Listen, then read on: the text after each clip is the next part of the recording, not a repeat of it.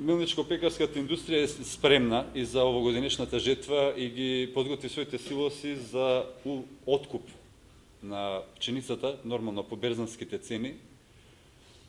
Со оглед на тоа дека сме ние земја на членка на ЦЕФТА, берзанската цена кај нас практично се диктира од новосадската берза и тоа се оние најмеродавни цени, според кои ние тука се ориентираме. Милничко-пекарската индустрија направи едно согледување минатата недела, имаше состанок, каде што ги согледавме состојбите и она што се случи 2012 година и она што очекуваме да се случи 2013 година и практично излезе со своји барања. Првото и основно барање е мелничарите барат увозот на пченица да биде слободен во текот на целата година.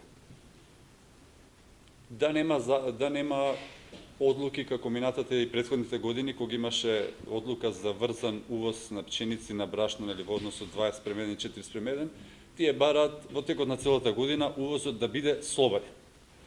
Доколку се случи да има размислување во ресорното министерство за воведување на некаква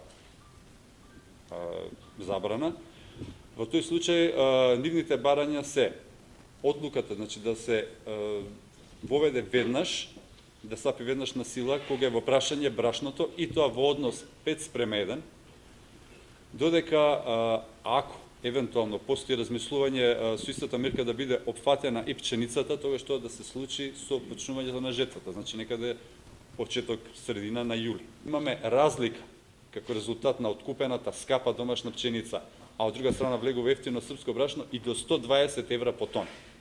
Податокот од минатата година, само ќе ви кажам, кога ги обработивме податоците, во 2011 година просечна увозна цена на брашно била 293 евра.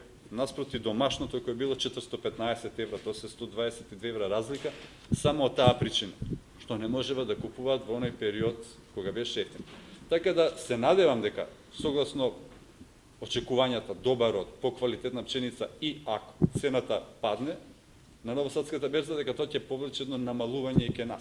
Мелничарите побарава одлагање на примената на правилникот за поблиски услови, така се вика, правилник за поблиски услови кои треба да ги исполнуваат од купувачите на земјоделски производи, односно се работи за многу важна тема, односно тоа се апаратите за мерење на влага.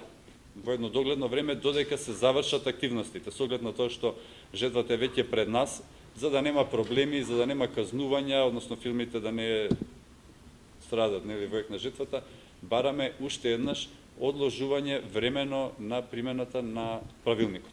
Третото барање кој исто така го доставија мелничарите, се однесува на пченицата која се чува, која е во собственост на стоковите резерви, се чува кај компаниите, кај домашните мелничари, со оглед на трошоците за чување, енергенси и така натаму, кој практично пораснава за дуп во однос на минатата година, домашните мелничари бараат зголемување на цената која плаќа владата за чување на пченицата од стоковите резерви.